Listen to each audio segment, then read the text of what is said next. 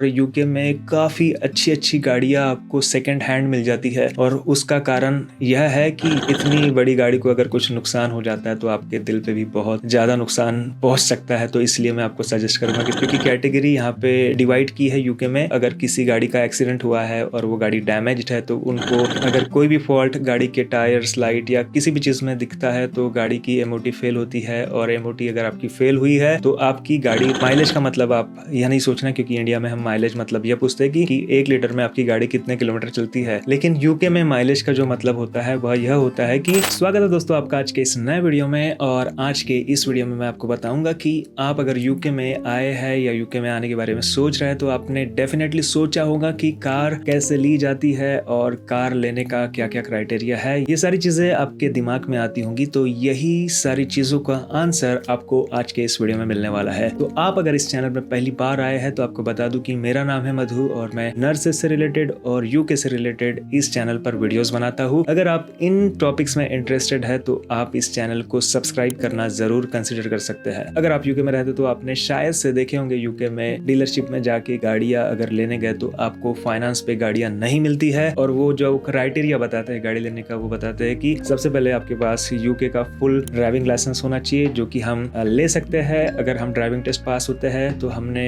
उसके ऊपर एक वीडियो बनाया है, आप देख सकते हैं। जो दूसरा क्राइटेरिया है वो बताते हैं कि आप परमानेंट जॉब पे होना चाहिए। और तीसरा क्राइटेरिया वो बोलते हैं कि आपने एड्रेस प्रूफ कम से कम 3 साल का यूके का दिखाना चाहिए। लेकिन अगर हम रिसेंटली मूव हुए हैं यूके में तो हमारे पास 3 साल का रेसिडेंट प्रूफ नहीं होता है, एड्रेस प्रूफ नहीं होता है, तो आपको फाइनेंस में गाड़ी लेने की दिक्कत आ सकती है। लेकिन आज के इस वीडियो में अगर आप सोच रहे हैं कि मुझे फाइनेंस पे गाड़ी लेना है, लेकिन क्योंकि हमारे पास इतना बड़ा अमाउंट नहीं होता है कि हम डायरेक्ट जो गाड़ी है वो खरीद सके, चाहे वो सेकंड हैंड गाड़ी हो या नई गाड़ी हो, तो मैं आपको एंड में यह भी बताऊंगा कि आपके पास अगर फाइनेंस का ऑप्शन नहीं है तो आप कौन सा ऑप्शन चूज कर सकते हैं। क्रेडिट हिस्ट्री हमारे पास नहीं होने के कारण हमारा जो फाइनेंस का ऑप्शन होता है वो कई बार कम हो जाता है। जब भी आप गाड़ी खरीदते तो सबसे पहले आपको सोचना है कि क्या मुझे सचमुच कार की नीड है, क्योंकि कई बार क्या हो जाता है कि हमें कार की नीड नहीं होती है। स्पेशली जो लोग लंदन में रहते हैं उन्हें कार की ज्यादा नीड नहीं होती है, क्योंकि वहाँ पे ट्रांसपोर्टेशन इतना अच्छा है, आपको ट्रांसपोर्टेशन अपने कार को यूज करने से ज्यादा सस्ता पड़ेगा। क्योंकि जब आपके पास कार होती है तब आपके पास बहुत सारे खर्चे बढ़ जाते हैं, क्योंकि इंश्योरेंस हमारा जो कि इमिग्रेंट यूके में आते हैं तो इनका इंश्योरेंस काफी ज्यादा होता है। जैसे कि आप मेरी बात करेंगे तो मेरे कार का इंश्योरेंस करीब 1000 पाउंड्स मुझे हर साल का पे करना होता है। कार का टैक्स आपको पे करना होता है। अगर आपकी गाड़ी कम इमिशन वाली है तो आपको कम टैक्स देना होगा, लेकिन अगर आपकी गाड़ी पुरानी है या तो आपकी गाड़ी का जो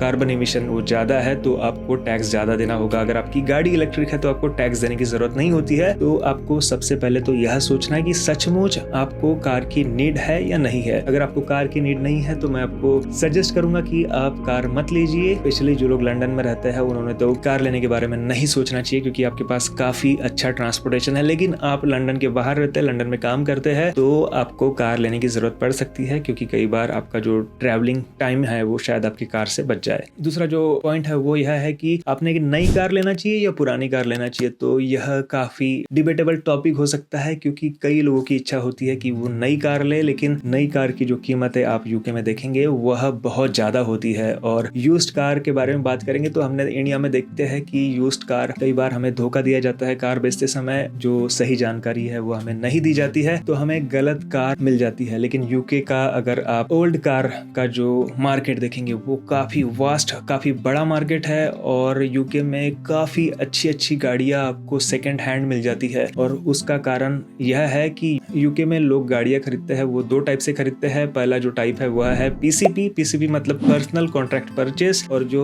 दूसरा टाइप है वह है हायर परचेस। जो हायर परचेस है वो हम इंडिया में देखते हैं कि हम जब भी गाड़ियां नई खरीदते हैं तो हमें शोरूम से फाइनेंस का ऑप्शन दिया जाता है कि आपकी गाड़ी इतने लाख की है तो आपको इतना अमाउंट इतने साल में पे करना है। और जैसे ही आप अमाउंट पे कर देते तो आपकी वो गाड़ी हमेशा के लिए खुद की हो जाती है। वो होता है एचपी मतलब हायर परचेस। और जो मैंने कहा कि पीसीपी का मतलब होता है पर्सनल कॉन्ट्रैक्ट परचेस, का मतलब होता है कि आप एक पर्टिकुलर गाड़ी 3 साल तक के लिए लीज पे लेते हैं। जब आप गाड़ी लीज पे लेते हैं तो आपको 3 साल तक के लिए, आपने अगर गाड़ी लीज पे ली है तो आपको सिर्फ 3 साल तक का ही पैसा देना है। मतलब आपने अभी एक नई गाड़ी ली है और आपने 3 साल तक के लिए लीज पे लिए, तो आपकी अगर गाड़ी 30 लाख की है तो आपको 30 लाख पूरे देने नहीं होते हैं। आपके ईएमआईज में आपको सिर्फ आपका रेंट देना होता है 3 साल तक का। जैसे कि आपको बता रहा था मैं कि सेकंड हैंड गाड़ी जब आप लेते हैं तो आपको बहुत अच्छी गाड़ी इसलिए मिलती है क्योंकि काफी सारे लोग लीज पर गाड़ियां यहाँ पे उठाते हैं और लीज पे गाड़ी होने के कारण 3 साल में गाड़ी बहुत पुरानी नहीं होती है, गाड़ी की कंडीशन काफी अच्छी होती है 3 साल तक। काफी सारे लोग बहुत कम ड्राइव करते हैं तो कम से कम 15-16 हजार माइल्स चली हुई गाड़ी आपको सेकंड हैंड में भी मिल सकती है। आपके पास 2 ऑप्शन मैंने जो बताया कि यूज्ड कार और न्यू कार, तो यूज्ड कार भी यूके में काफी अच्छी मिलती है, बहुत अच्छे क्वालिटी की होती है, ऑलमोस्ट न्यू होती है। ऐसी यूज्ड कारें आपको यूके में देखने मिलेंगी और न्यू कार्स काफी एक्सपेंसिव होती है, लेकिन आप न्यू कार खरीदना चाहते हैं तो पीसीपी के थ्रू आप न्यू कार भी खरीद सकते हैं। तो अगर आपने सेकंड हैंड कार खरीदने के बारे में सोचे है या तो आप प्लान कर रहे हैं तो मैं भी आपको यही सजेस्ट करूंगा कि जब आप यूके में स्टार्ट करते तो एक पहले सेकंड हैंड कार से ही स्टार्ट करें, क्योंकि हमें कई बार यहाँ के रूल्स नहीं पता होते हैं और रूल्स नहीं पता होने के कारण बहुत बार गाड़ियों को स्क्रैच वैच कर सकते हैं। तो मैं आपको यही सजेस्ट करूंगा कि इतनी बड़ी गाड़ी को अगर कुछ नुकसान हो जाता है तो आपके दिल पे भी बहुत ज्यादा नुकसान पहुंच सकता है। तो इसलिए मैं आपको सजेस्ट करूंगा कि सेकंड हैंड गाड़ी से स्टार्ट कीजिए, ताकि गाड़ी को कुछ होता है तो आपको उतना फर्क ना पड़े। क्या क्या ऑप्शन आपके पास है अगर आप सेकंड हैंड गाड़ी लेना चाहते हैं? तो अगर आप सेकंड हैंड गाड़ी लेना चाहते हैं तो आपके पास बहुत सारे ऑप्शन है। सबसे पहले तो आप ऑनलाइन जाके ऑटो ट्रेडर पे देख सकते हैं, जैसे कि 14,000 पाउंड से लेके 895 तक की भी आपको गाड़ी मिलती है यहाँ लेने के लिए। और यहाँ पे काफी सारे फिल्टर्स है, यहाँ पे आप अपना पोस्ट कोड डाल सकते हैं और कौन से कंपनी की गाड़ी चाहिए, कैश में चाहिए या फाइनेंस में चाहिए, वो सारी चीजें डाल सकते हैं। यहाँ पे आपको अगर ब्रांड न्यू गाड़ी लेना है तो उसका भी ऑप्शन दिया हुआ है, और अगर आपको ओल्ड गाड़ी लेना है तो आपको कौन से ईयर से गाड़ी चाहिए, जैसे कि हम देखेंगे यहाँ पे 2023 की भी गाड़ियां यहाँ पे अवेलेबल है, तो आप 2023 की गाड़ियां भी ले सकते हैं। और माइलेज के ऑप्शन में आपने जरूर जाना है। अगर आप अच्छा खासा खर्च करना चाहते हैं, 7 से 8 हजार पाउंड खर्च करना चाहते हैं, तो मैं आपको डेफिनेटली सजेस्ट करूंगा कि 50,000 माइल्स के ऊपर की गाड़ी ना ले। लेकिन आपका बजट कम है तो फिर भी 100,000 माइल्स के ऊपर का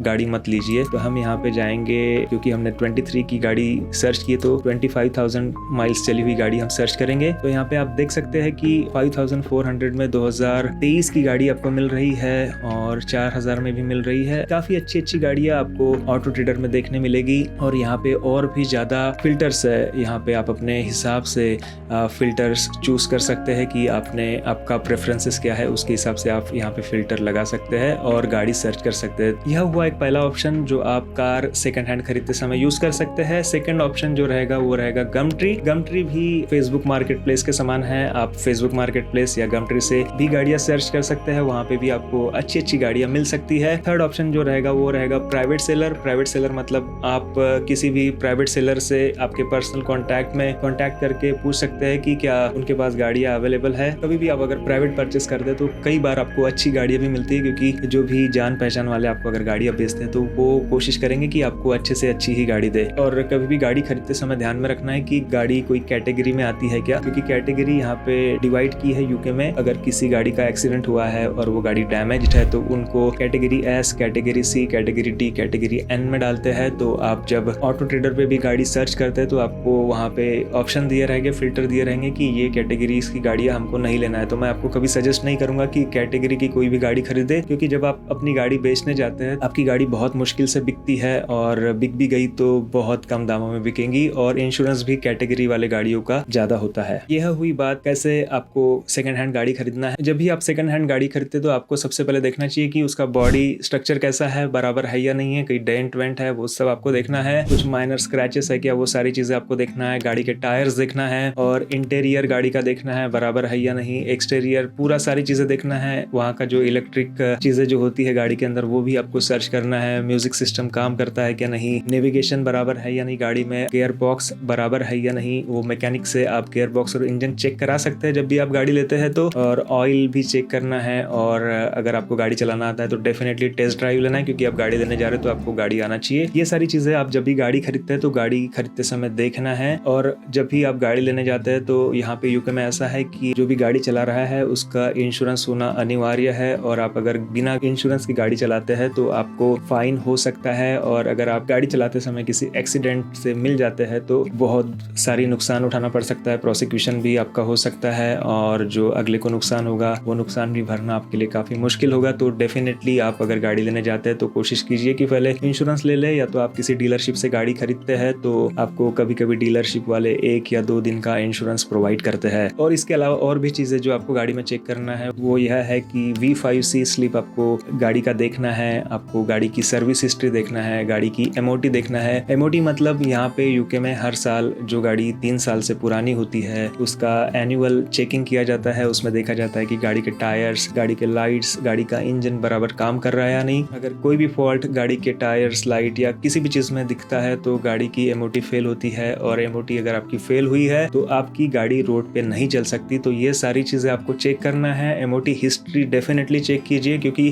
कोई लोग कई बार उनकी गाड़ी MOT में फेल हो जाती है लेकिन वो फेक MOT बना के भी आपको गाड़ी बेच सकते हैं। तो ये सारी चीज़ें देखना है। और इसके अलावा आपको MOT में चेक करना है कि जो गाड़ी में माइलेज दिख रहा है, जो डैशबोर्ड पे माइलेज दिख रहा है, वो MOT से माइलेज मैच होता है या नहीं। क्योंकि काफ़ी सारी टेक्नोलॉजी है, काफ़ी सारे चेंजेस आप डिजिटल चीज़ों में ला सकते हैं। तो आपको मैच करना चाहिए कि आपके गाड़ी में जो माइलेज दिख रहा है वो आपके MOT से मैच होता है या नहीं। माइलेज का मतलब आप यह नहीं सोचना, क्योंकि इंडिया में हम माइलेज मतलब यह पूछते हैं कि 1 लीटर में आपकी गाड़ी कितने किलोमीटर चलती है, लेकिन यूके में माइलेज का जो मतलब होता है वह यह होता है कि आपकी गाड़ी अभी तक कितने माइल्स चली हुई है। तो माइलेज का यह मतलब यूके में होता है। तो जब भी आप किसी प्राइवेट इंसान से गाड़ी लेते हैं तो ये सारी चीज़ें डेफिनेटली आपको चेक करना है, चाहे वो गमट्री से हो, फेसबुक से हो या ऑटो ट्रेडर से हो। लेकिन कई बार आप डीलरशिप में जाते हैं या बड़े किसी गैरेज में जाते हैं जहाँ पे गाड़ियाँ बिकती है, वहाँ पे आपको गाड़ियों की वारंटी मिलती है और वो सारे चेक्स होने के बाद ही गाड़ियाँ बेचते हैं। तो आपको इन सारी चीज़ों की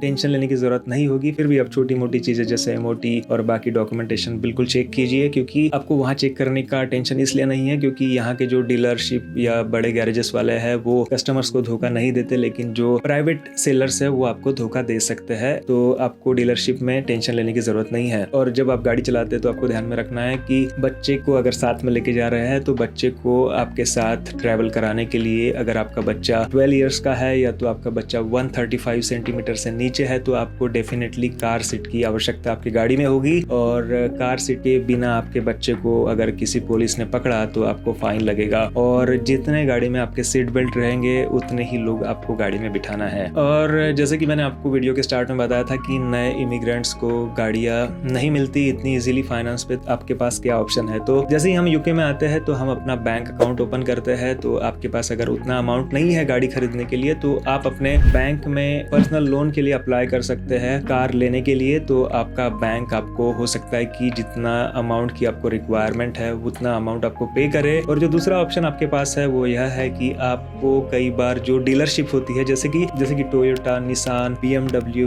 वॉक्सवैगन और होंडा, ऐसी जो डीलरशिप होती है जो कि मेन डीलरशिप होती है, वो कई बार अगर आपकी जॉब अच्छी है तो आपको फाइनेंस प्रोवाइड करती है। तो आपको गाड़ी फाइनेंस करने का प्रॉब्लम आ रहा है गैरेजेस से, तो आप अपनी गाड़ी का फाइनेंस डीलरशिप से करा सकते हैं, जैसे कि मैंने आपको बताया टोयोटा, निसान और होंडा जैसी बड़ी कंपनियों के द्वारा, क्योंकि ये कंपनियां खुद फाइनेंस करती है लोगों के लिए। अगर आपको फाइनेंस का प्रॉब्लम आ रहा था तो ये प्रॉब्लम सॉल्व हो गया। तो अभी अगर आप गाड़ी लेने जा रहे हैं तो ये डॉक्यूमेंट्स अपने साथ में लेके जाइए ताकि आपको गाड़ी फाइनेंस में मिले और आपके नाम से गाड़ी हो जाए। तो सबसे पहले आपको डेफिनेटली चेक करना है और अपने साथ रखना है अपना ड्राइविंग लाइसेंस, वो चाहे इंडिया का हो या चाहे यूके का हो, आपको ड्राइविंग लाइसेंस लेके जाना है। अगर इंडिया का ड्राइविंग लाइसेंस है तो आप जब यूके में एंटर होते हैं पहली बार तब से लेकर 1 साल तक अपनी वो लाइसेंस पे आप गाड़ी चला सकते हैं। और आपके पास आप जहाँ काम कर रहे हैं उसका परमिट होना चाहिए, वर्क परमिट, मतलब आपके पास BRP होना चाहिए, आपके पास एड्रेस प्रूफ होना चाहिए, आप जहाँ पे भी रहते हैं उसका एड्रेस प्रूफ आपको एक तो यूटिलिटी बिल दिखा के या तो काउंसिल टैक्स दिखा के करना है, और आपके पास आपकी बैंक डिटेल्स होना चाहिए। ये सारी चीजें आप अपने साथ लेकर कार लेने के लिए जा सकते हैं और आपको डेफिनेटली अच्छी कार मिलेगी। अगर आपको यह वीडियो पसंद आया है तो बिल्कुल इसे लाइक कीजिए, चैनल को सब्सक्राइब कीजिए और अधिक से अधिक लोगों तक इस वीडियो को शेयर कीजिए। Thank you guys for watching this video.